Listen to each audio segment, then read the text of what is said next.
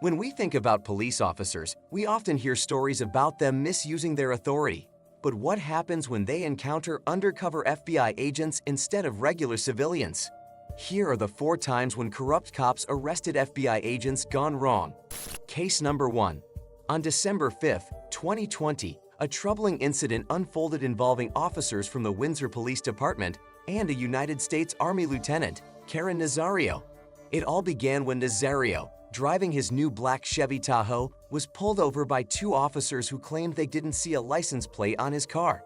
Nazario, noticing the police car behind him, reduced his speed and sought a well-lit area to stop, eventually pulling into a gas station. What happened next shocked Nazario. The officers immediately began shouting orders at him, demanding he roll down his window and put his hands out. Despite Nazario's confusion and attempts to comply, the officers escalated the situation by screaming at him to get out of the car, even though he had his hands out of the window and was calmly asking what was going on. The tension intensified as the officers pointed their guns at Nazario, who identified himself as a serving member of the military. Despite this, the officers continued their aggressive behavior, refusing to explain why they had stopped him.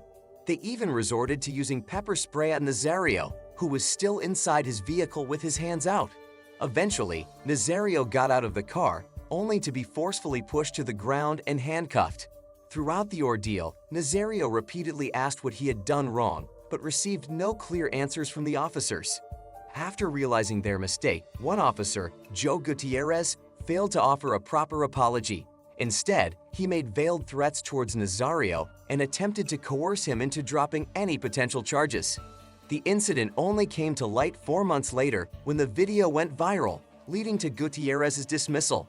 However, the delay in taking action against the officers sparked outrage among the public, with many calling for accountability from the town officials and police chief. Nazario later filed a lawsuit against both officers, resulting in a significant settlement for punitive damages and compensation. Case number 2. A former FBI agent, now a U.S. Air Force specialist, found himself in a troubling situation when he was pulled over by corrupt cops. Initially stopped for a minor issue with his license plate, the situation quickly escalated when the officers realized his background. Instead of handling the situation professionally, they began searching for any excuse to arrest him.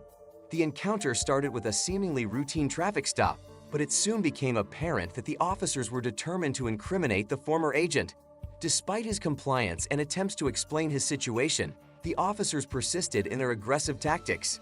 The officers wrongly assumed superiority and insisted on immediate compliance, disregarding safety protocols. They subjected the agent to unwarranted questioning and searched his vehicle without probable cause, violating his rights in the process. Their actions became increasingly invasive as they interrogated the agent about his affiliations and past employment. Despite his explanations, the officers continued to insinuate wrongdoing and even threatened him with serious consequences. In their misguided attempt to find fault, the officers focused on irrelevant details, such as the lights on the agent's vehicle.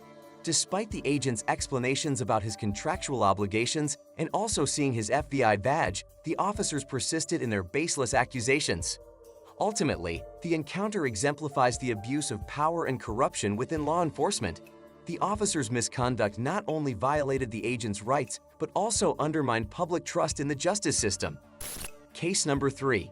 The encounter between TF agent James Burke and officers Joseph Fine and Kevin Winchell in Columbus, Ohio, took a dramatic turn when Burke attempted to retrieve a weapon from an unauthorized individual. Burke's arrival at the individual's home led to an escalating confrontation, with the man inside refusing to cooperate and instead calling 911. When officers Fine and Winchell arrived on the scene, Burke promptly identified himself as an FBI agent, expecting cooperation. However, the situation quickly spiraled out of control. Despite Burke's attempts to clarify his identity, Officer Fine seemed skeptical, demanding identification and ordering Burke to the ground. The tension mounted as Burke reiterated his status as a federal agent, while Fine and Winchell persisted in their aggressive commands. Despite Burke's lack of resistance, the officers forcibly handcuffed him, disregarding his pleas and requests to retrieve his identification from his pocket. As the situation intensified, with Burke repeatedly asking for assistance and explaining his medical condition, the officers remained adamant, insisting on confining him to their vehicle.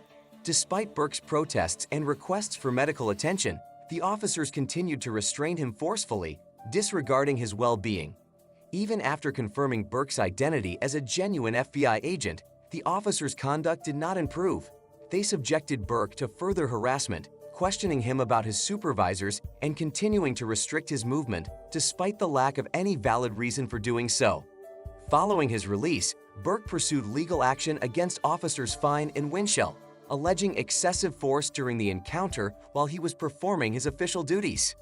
Case number 4. In June of 2019, a seemingly ordinary evening took a drastic turn for a man sitting outside a bar in Rochester, Minnesota. Enjoying a cigarette, he found himself suddenly accosted by officers from the Rochester Police Department. They were adamant that he was someone he vehemently denied being. Despite his protests, they insisted on detaining him, citing suspicion as their reason. The situation escalated swiftly when one officer abruptly declared him under arrest, leaving the bewildered man questioning the validity of the charge. Throughout the ordeal, the man maintained his innocence, repeatedly asserting that they had mistaken him for someone else.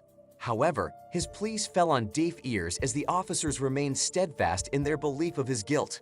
The lack of consideration for his side of the story was unsettling, to say the least.